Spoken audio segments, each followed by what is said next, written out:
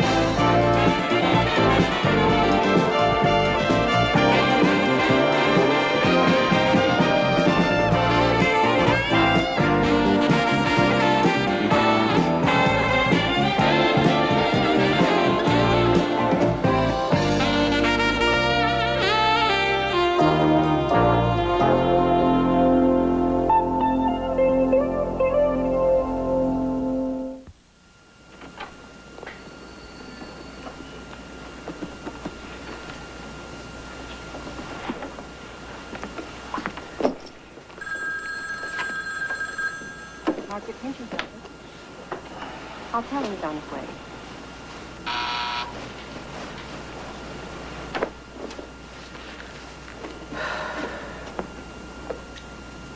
Yes, Julie? Mr. Hume is on the way up. Tell him to come in as soon as he gets here.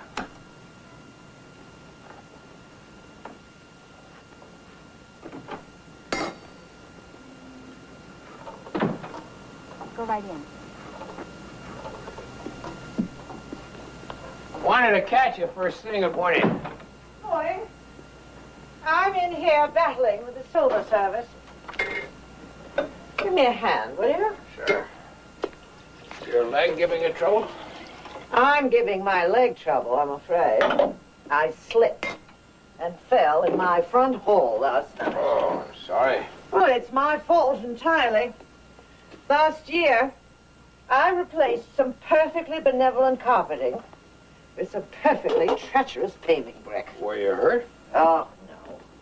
A little sore, so I put this hideous thing back on for a couple of days. But the good news is I can wear my rings again. Swollen hands and dragon feet. Doesn't that sound like a Fats Waller lyric?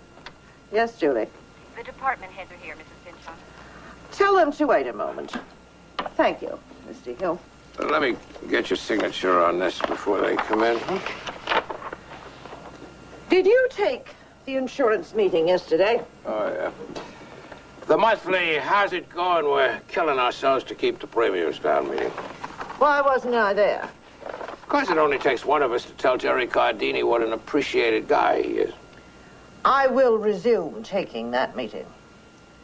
You're in charge of enough as it is. Lou, your hunch was right. The mayor is planning to appoint Iris Rooney to the police review board first of next week. Fill me in on what you got. Okay, Iris Rooney, above reproach. Housewife, volunteer teacher's aide, member of the school board 2 terms.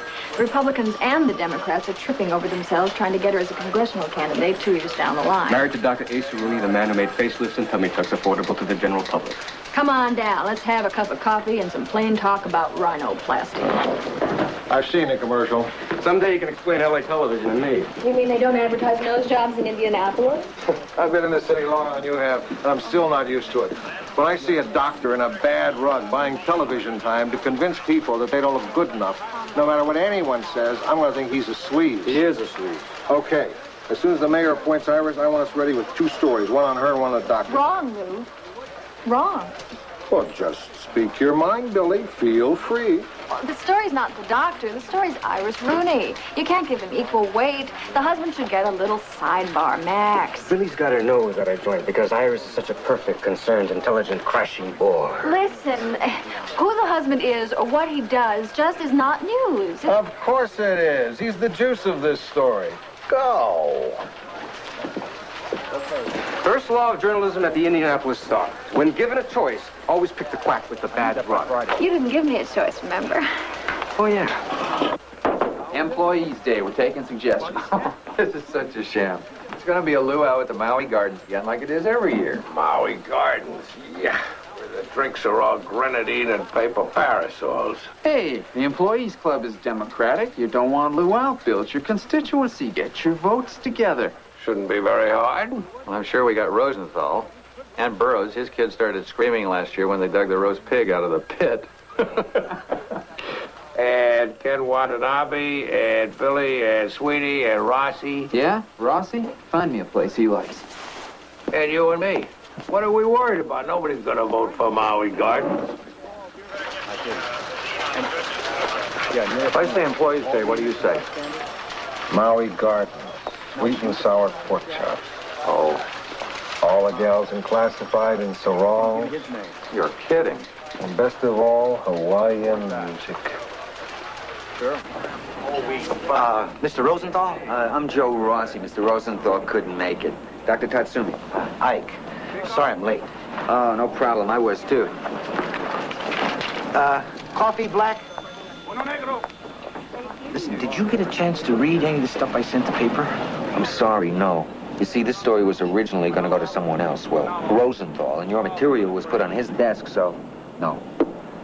Well, I ought to give you some background. Yeah, I think you should. Okay, 1942. A couple of months after Pearl Harbor. President Roosevelt has just authorized the Army to remove everybody of Japanese descent away from sensitive areas in the country. Like near military installations? Like all the states bordering the Pacific Ocean. Okay, 112,000 people. Aliens, naturalized citizens, even American-born people of Japanese descent. Everybody spent the remainder of the war in some kind of government camp. I'm with you. 5 days you had from the time you received your relocation orders to the time you had to report. Gee, people were trying to unload personal property. They were trying to put things in stories, trying to find ways to keep their businesses. It was really chaos. And frightening. Oh, yeah, frightening. I remember my dad owned a little floral shop, and we used to live upstairs. He had just gone into hock buying brand new refrigerated cases. I mean, if you got a job in camp at all, it paid you all of $19 a month. 19. I mean, there was no way he was going to keep up his loan payments. So Dad sold the shop the day we moved out. I see. If you'd like, there are other people I could have you talk to. I mean, they probably have 112,000 similar stories. So what you're looking for is restitution from Washington? Well, you can't restore everything we had, but we're going to Washington anyway. 40 years after the fact. Why? Is there a statute of limitations on being deprived of your constitutional rights? Look, I know there's no way to make up for the wasted years and undo the humiliation and the suffering. But you see, Congress does have the power to return some of the money that we lost.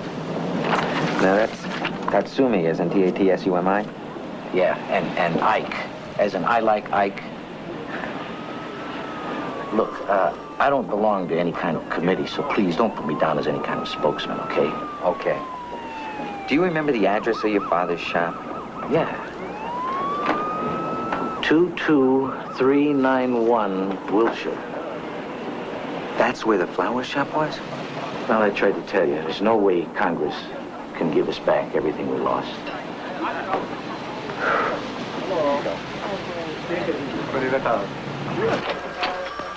The guy who bought the land from the Tatsumi family gave him $5,000. Within 10 years, it was worth $50,000. Now the land alone is worth $500,000. Everybody in this town can tell you about the great real estate deal that got away. Lou, this wasn't a case of bad judgment. They lost ownership of property because of a government order. Property that's made someone else very wealthy. Mm-hmm.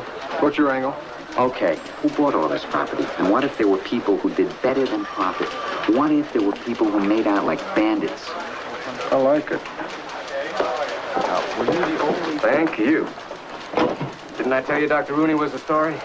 Ah, Billy, I'm sorry you got the short end. What are you talking about? A deputy attorney general has just invited me and the photog of my choice to a raid. Dr. Rooney may be guilty of Medi-Cal fraud, double billing, phony lab charges, and bait and switch. Bait and switch. He's a plastic surgeon. That's what they say. 17 people with a special on face, Sandy, and talking them into a full lift. Ugh. Some window we live in, huh? A raid. Oh, you lucky dog.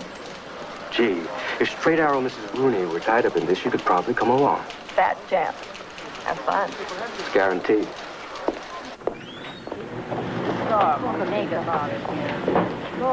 This is Alvarez?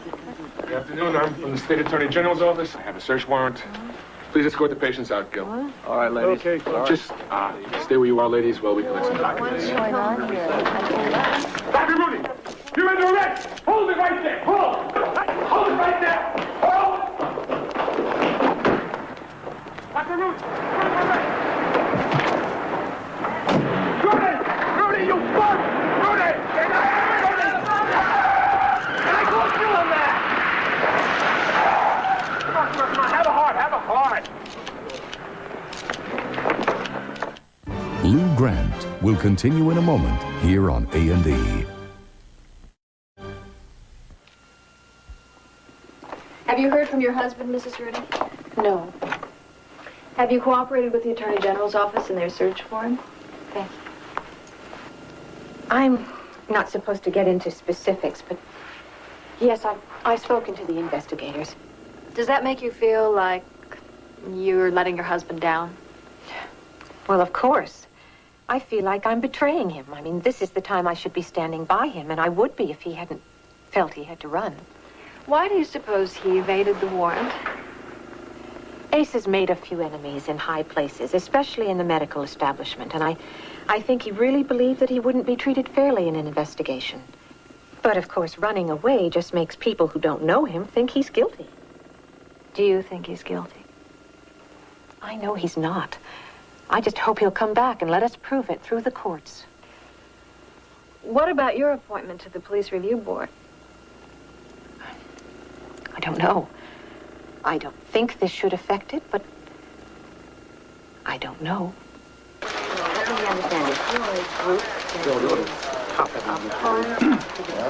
What do you say is horse racing? I hate horse racing. Cancel me, will you? Sure, but it's going to be fun. Santa Anita. Just give me my deposit back. I'll take care of my own funds. Non-refundable, Joe. You know that. Hey, wait. I gave you $15 based on our going somewhere I wanted to go. That's an implicit contract, Dennis. Have your attorney drop me a line. Come on, animal. Absorb the loss or come to Santa Anita and ruin everybody else's day. See, now, there's an idea. Well, practically the entire Japanese community figures the internment was wrong and unnecessary. But you're going to find a lot of others who feel that taking money for what they went through is just adding one disgrace to another. Like it's dishonorable? That's the idea.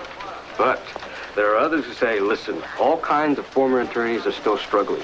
They suffered a terrible blow that they never recovered from. People get the idea that all Japanese Americans are doctors or engineers. It's not true. What do you think? I think it was 40 years ago. Don't you have these records on microfiche? So much easier to get your hands on what you want. You better watch your step there. Okay? That stinking Pearl Massey. She leaves the stinking ledgers out so you can trip over them. Yeah, I hope she breaks her neck. What year were you saying again? 1942, February through June.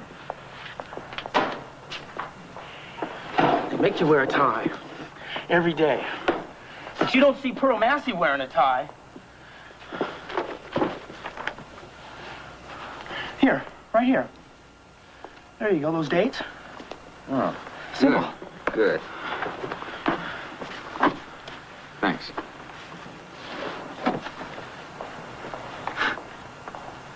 Well, so what are you looking up?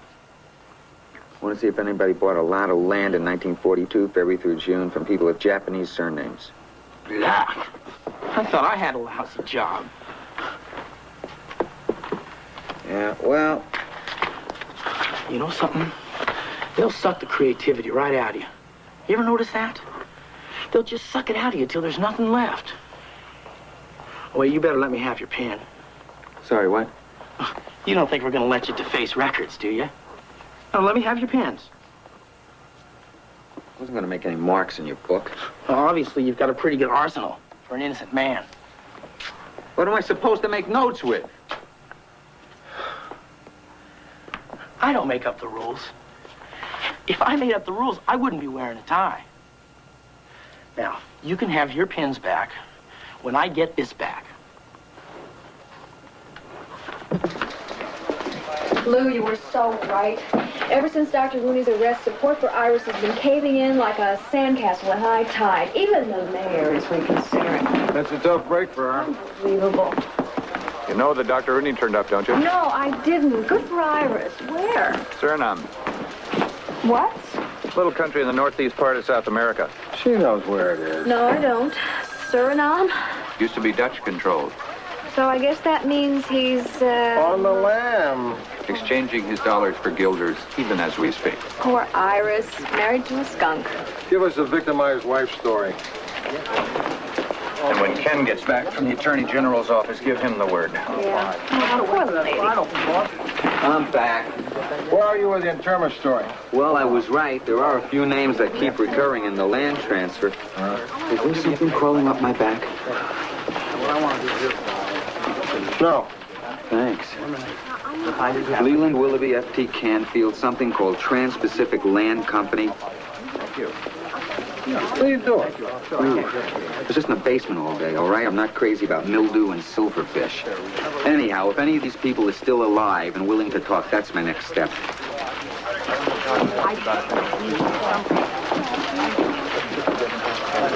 Whoa, whoa, whoa. May I stop you there, please? Please, sir. Go ahead. You know, you're Monday morning quarterbacking. And I'm just a poor fellow that had to make that decision 40 years ago. True. Now, I remember buying a few parcels of farmland from some Japanese fellas. And yes, I made myself a fair profit on that land. Can you estimate the size of that profit? Sure I can. Fair. More than some and less than others. There were some very big fellows wheeling and dealing with the folks in Little Tokyo, buying stores and fishing boats. Now that you have the benefit of hindsight, Mr. Willoughby, do you think you took advantage of a bad situation? Well, sure. It's called enterprise. I didn't put them in those camps. Yeah, but didn't you feel that? You know what's funny here? You're seeing an entirely different event than I lived. First of all, in 42, we weren't so darn sure that this was a war we were going to win. And I was taking one big risk in buying that land. Second, I caught hell from a lot of people for giving those farmers cash. I was accused of trading with the enemy. Yeah, but those farmers were American citizens. I wish I'd had you with me then. You would have told them, good. You knew Dr. Rooney was a rat. I knew he was a rat. I know he was a rat. It's not even my story. You say Iris didn't know. Wives don't always know. Husbands don't always know. There's stuff about me that Rossi knows that Ted doesn't know. For instance? For instance, my access code to the VDT. Ooh, deep dark secret. Well, it is. Ted doesn't know it. What about Newt? Oh, Newt? No, he doesn't. Newt? This the bartender. He's crazy about Billy. Keeps sending her 10-pound tins of beer nuts. And Ted doesn't know. No, nobody knew until now.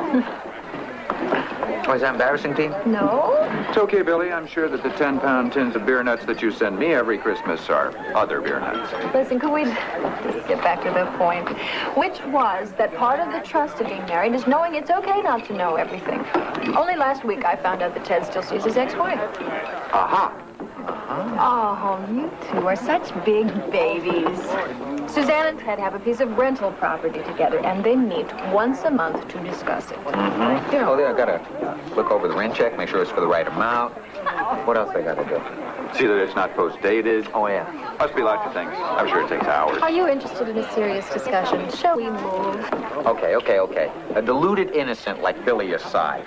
In the real world, real wives know what real husbands are doing. Well, what about political wives? Watergate, Abscan. Is it possible they don't know? No. Of course it's possible. There are a lot of guys who keep their wives in the dark about what they do at work. Yeah, I'm sure a lot of those wives are the last to know. But Iris Rooney is not your traditional political's wife. She's the political.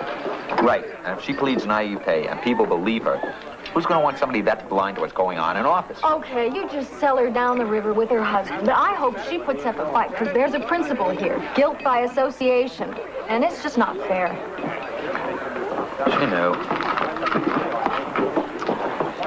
You know.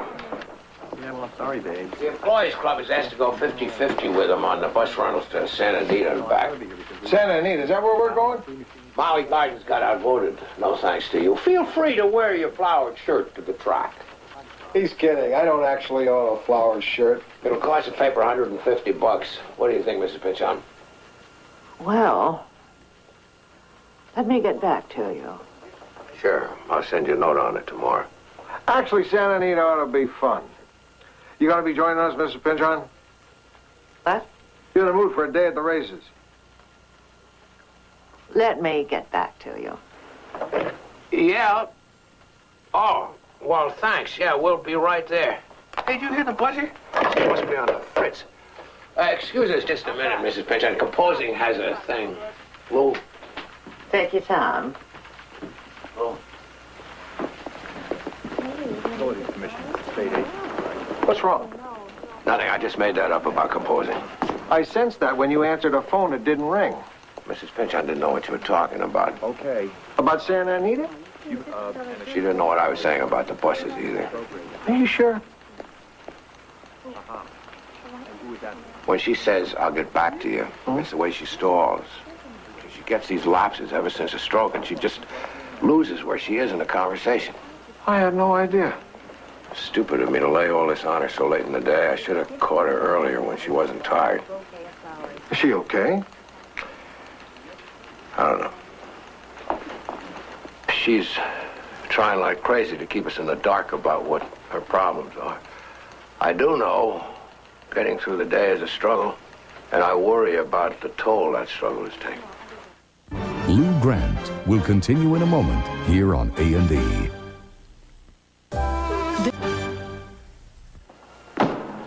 Trans-Pacific Land Company, right? You sure you got the right one this time? Yeah, isn't that funny? I mean, there being a Trans-Pacific Lamp Company incorporated the same year. Yes, sir. I'm gonna have to ask you to give me your pens.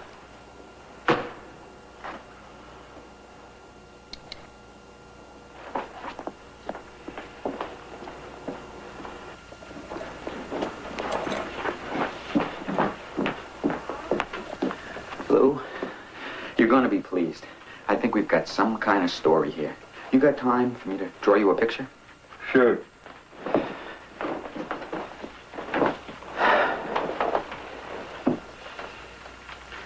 It's late February, 1942.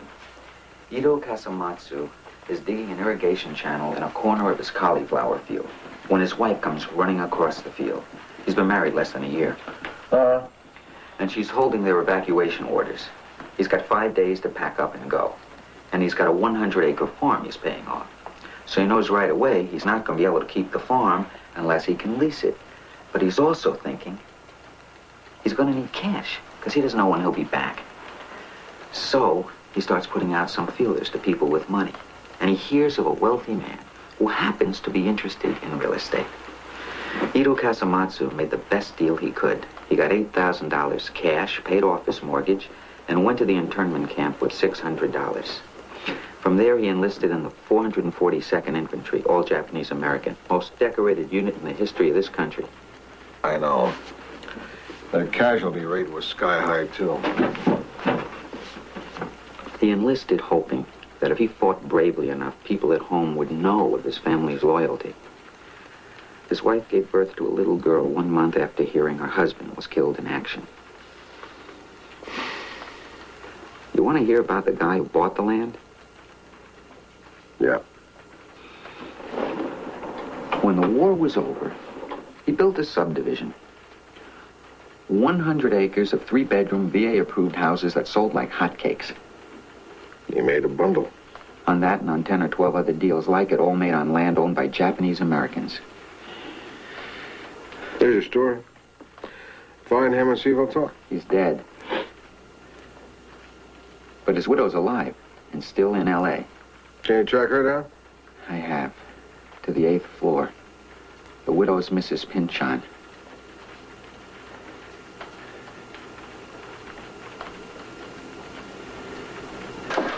No. My God, absolutely no. Listen, Rossi didn't go after Mrs. Pinchon. It was coincidence. But in fact, Matthew Pinchon was a major profiteer from the evacuation order. Find someone else. I can't believe you're suggesting we give our publisher special treatment. I'm not suggesting, I'm insisting. That woman had a stroke that almost killed her less than a year ago.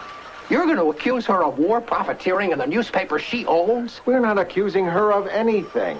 Everything Rossi's found so far is in Matthew Pynchon's name. You saw her in this office, Lou. We have no idea how sick she still is. I'm not going to test her strength by publicly humiliating her. I think that if we simply... Over my dead body, pal.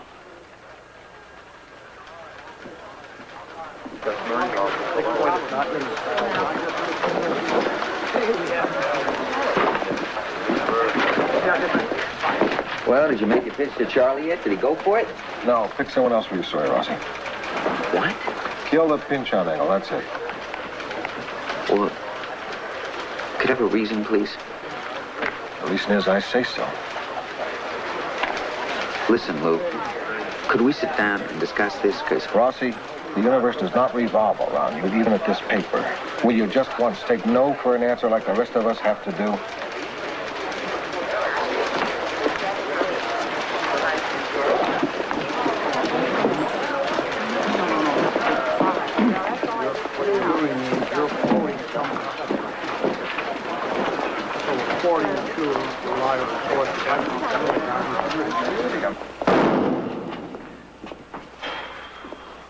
You sure Pynchon knows? She knows, she knows. Lou told you? What difference does it make? It was killed in her interest. Now I've got to go back to those clammy archives this afternoon. First, you've got to calm down. I know. Here, crush my milk carton. Come on. Come on, do it.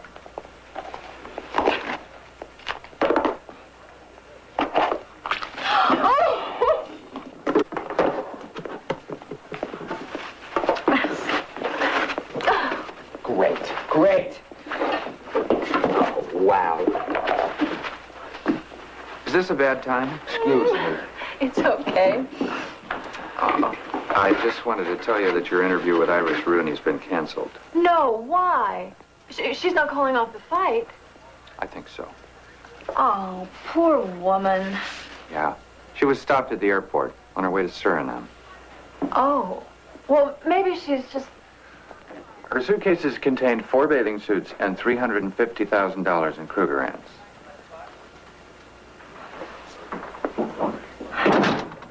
Oh.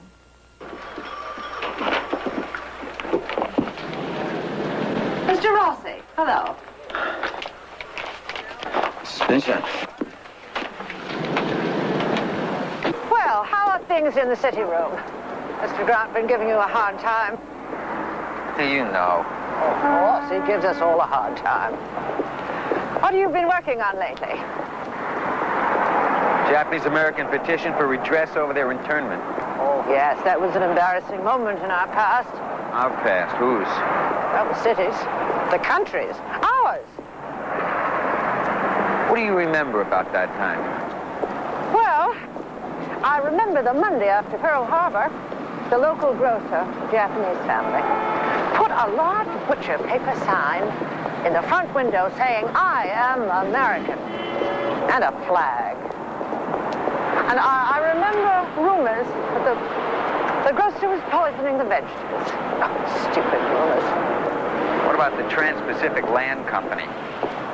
Well, that's something I haven't heard in ages. You recognize the name? Well, Trans-Pacific was my late husband's real estate company. Okay, Max, there you go. Oh, you got such a kick out of that business. Why was that? Oh, I don't know. I guess building things. He liked to be able to say, let's put a community here, and then see it happen. What about the cost? Well, I don't think cost was very important to Matthew then. After the war, there was a terrible housing shortage. People needed homes, and he provided them. It meant the cost to the people he bought the land from. Excuse me, Mrs. Pynchon, but I know where Trans-Pacific got its land. Well, it was mostly farmland, as I recall. Your husband was one of the people who brought pressure on the White House to sign the internment order. By 1943, he owned 7,000 acres in Los Angeles and Orange County, all purchased from Japanese Americans, all purchased at ridiculous prices. Am I telling you something you don't know? Ma'am? Do you have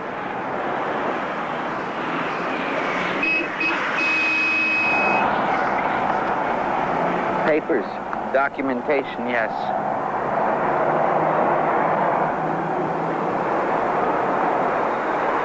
Can I see them? Yes. Are you going to run this as a story?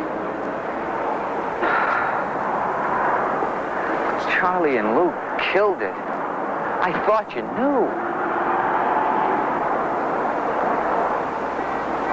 Matthew was my husband. The Tribune was his newspaper. And this story is news.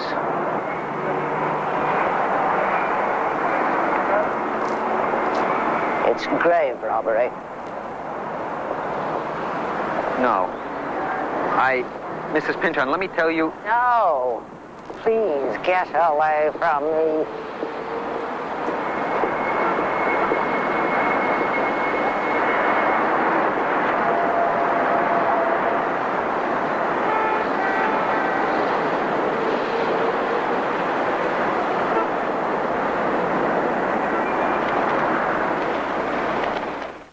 Lou Grant will continue in a moment here on A&E. Think up.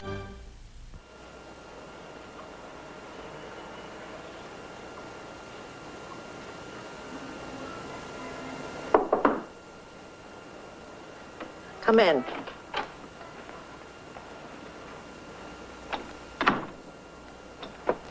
I heard what Joe Rossi did. I want to apologize for him. I'm afraid I handled the whole thing very badly. I know I did. I just hit the roof, which, of course, is going to make a guy like Rossi dig in.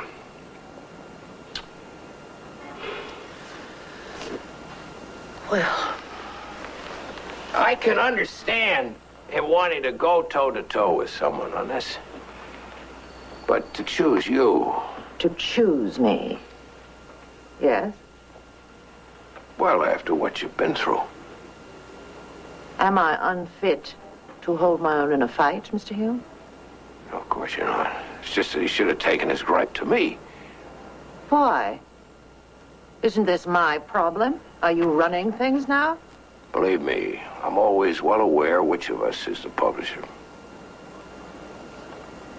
Then why do I see you moving in on my job at every opportunity? Is that what you see? Oh, smokes. Is that what you're thinking? I'm making my move? Look at the evidence. Who's presiding at all the meetings? With the shop stewards, legal affairs, the insurance people? Those damn insurance meetings. I preside at them. Yeah, and I meet with the shop stewards and legal affairs. Because you can't do everything like you used to. And because we've been together 20 years and I'm the one you can absolutely trust. I see. It's you and me, ma'am. I'm the only other person who knows every strength and weakness of this paper. We're the ones who can count the number of close calls by the lumps on our skulls, you and me. And right now, I gotta say, I'm feeling a little resentful that you're the one doing the listening and I'm the one doing the telling. First of all, I am improving by inches.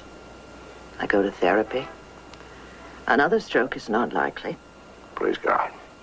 So I can handle bad news. Truly. Okay. Second of all,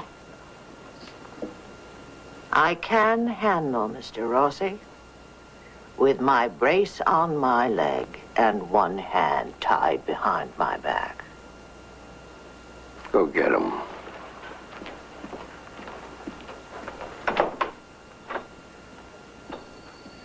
Yeah.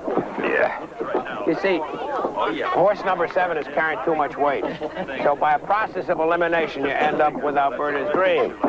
Now, in the 5th race, Shirley... That is so complicated. I want to hear Adam's system.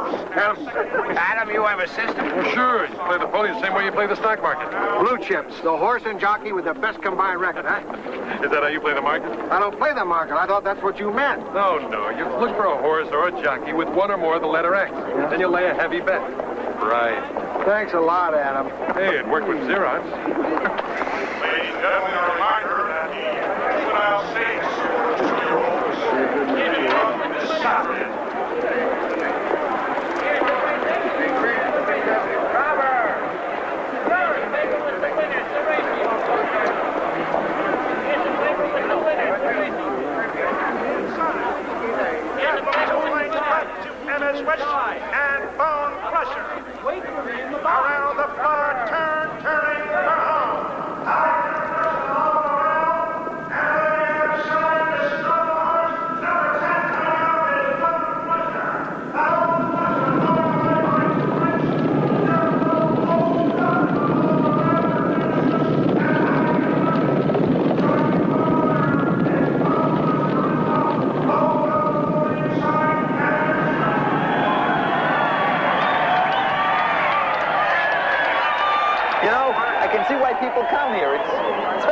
got to. Don't you think? Let me ask you something. What? Was this place ever used for the internment? You mean the track? World War II internment? Yeah, it was. As a temporary relocation center. I remember those little horses running along the grandstand. I used to dream about that. You were interned? They put up hard paper buildings in the parking lot, didn't they? Yeah, I think. I know they renovated the stables for the larger families. Aren't you from Indiana? We moved there after the war. My mom never wanted to see California again. Excuse me. Lou Grant will continue in a moment here on A&E.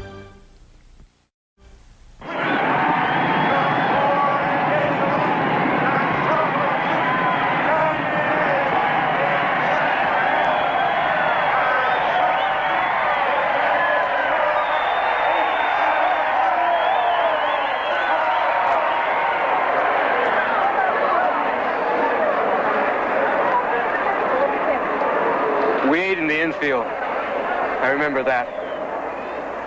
I ate with my coat on. How long would I have been here? Maybe a few weeks. You remember where they transferred you? Manzanar.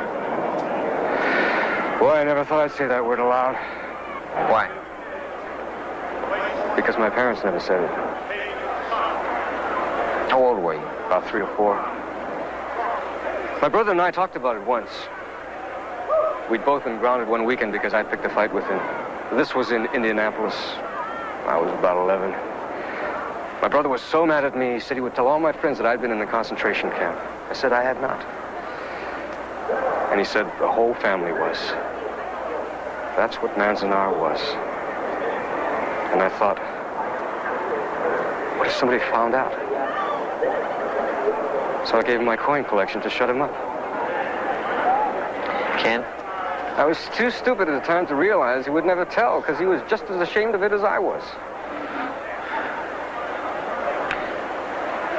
Ken, do you think Manzanar was a concentration camp? The words scare people because of the comparison with Nazi Germany. Of course, those were death camps in Germany. I don't know. Why didn't you say something about this? You know I've been writing this piece. You want to know why? Because then I'm a victim. That's the worst part. Because victims can't fight back. They're pitied and taken care of. And I want to have control of my life, all right? They took a piece of my childhood away. Just let me have the rest without shame. Mr. Rossi, your information was correct. Matthew Pinchon, through Trans-Pacific Land Corporation, purchased many parcels of farmland from Japanese Americans in 1942. All those transactions were perfectly legal. They're a matter of public record. However, Trans-Pacific Land Corporation no longer exists. Its assets were incorporated into the Los Angeles Tribune newspaper company in 1961. Mrs. Pinchon. That is all I have to say about a subject which is and should be a closed chapter in this newspaper's history. Thanks. Now, the Tribune is issuing a statement on another matter today. I thought you would like to hear it in advance of the competition. What's that?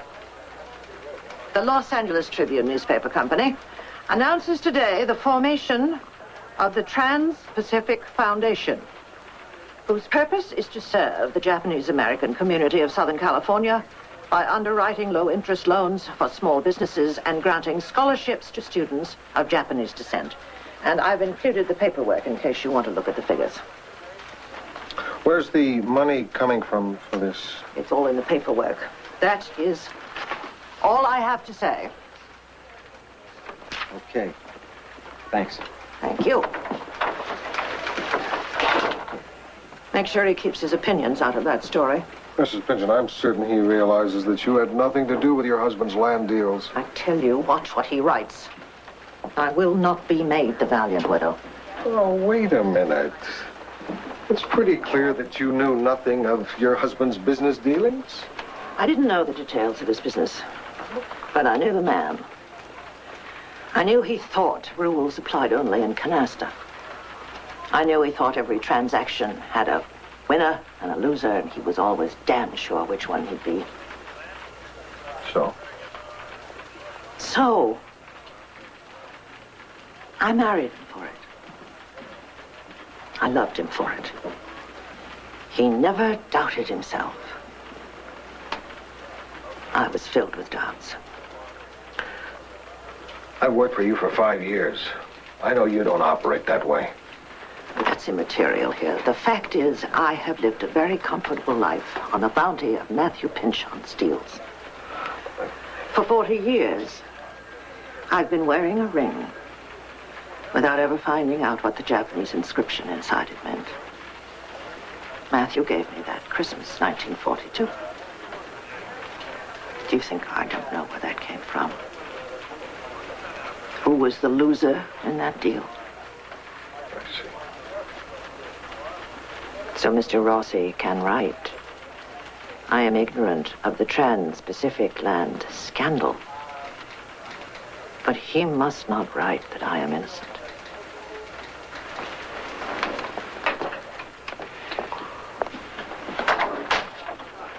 I was not innocent.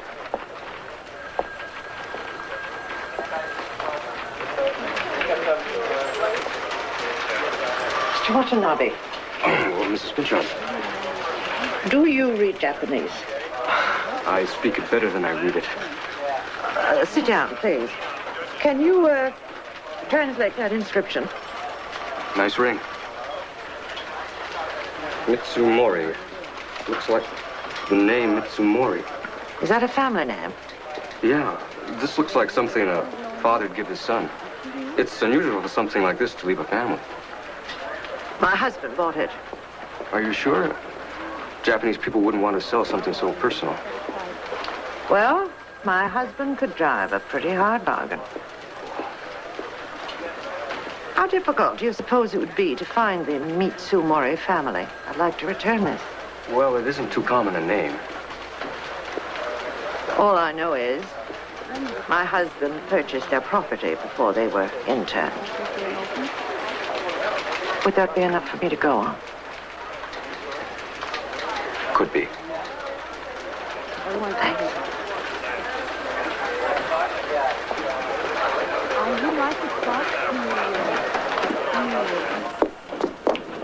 I could help you. Would you want help? I could give you a hand. Yes.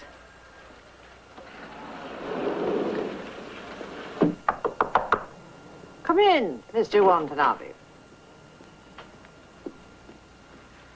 I found the Mitsumoris. The daughter of the man who sold you the ring is still in the area. Wonderful. I'll write her. What is her address? Santa Monica. Listen, we got to talking, and it turns out we were both at Manzanar. I was at Manzanar. So, we're going to get together, and I can give her the ring in person. Good. I have it all boxed.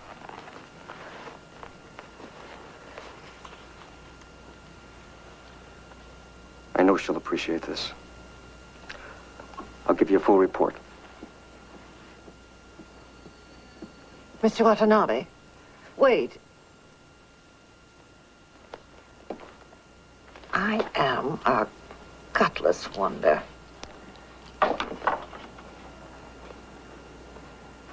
May I join you?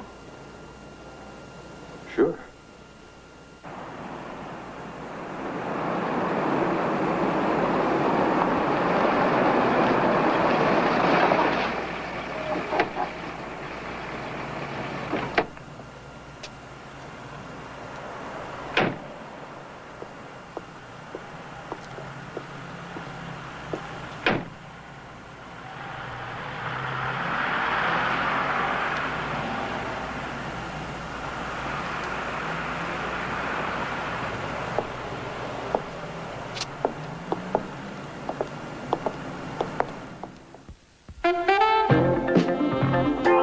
Investigative Reports marks the 30th anniversary of American troops in Vietnam with the story of a secret alliance. We'll read between the battle lines of a political decision that changed the course of history tonight. Now, will death threats prevent a police chief from delivering a hard-hitting speech? John Forsythe stars in Police Story, next on A&E.